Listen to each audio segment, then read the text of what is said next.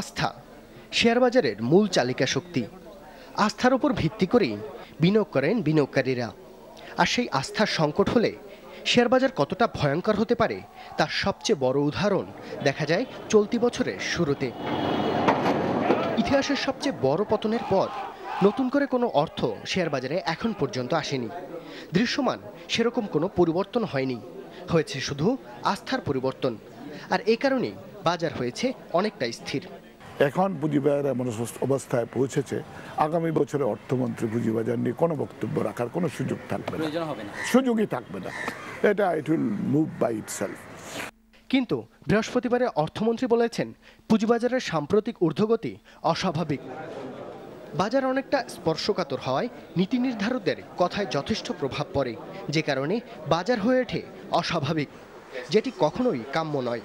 তাই বিশেষজ্ঞদের জোরালো দাবি, বাজারকে তার মতোই চলতে দেওয়া উচিত।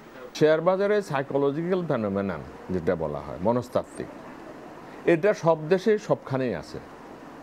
Bangladesh is not an exception. Share বাজারে সাইকোলজিক্যাল ফেনোমেননের উপর রিসার্চ করে বিদেশে নোবেল প্রাইজ পাইছে। In some cases it's more about psychology than fundamentals. Suppose আমরা যদি সবাই মনে করি শেয়ার বাজার বাড়বে, এটা বাড়বে। আর আমরা যদি সবাই মনে করি অমুক কোম্পানির শেয়ার পড়ে যাবে, এটা পড়ে যাবে। এটা নিয়ম। গত 6 মাসে বোনাস ও রায় শেয়ার যোগ হওয়ায় 2010 সাল থেকে বাজার অনেকটা বড় হয়েছে।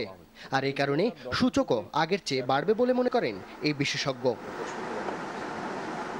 Hasib Hasan, NTV news, Dhaka. মাত্র 2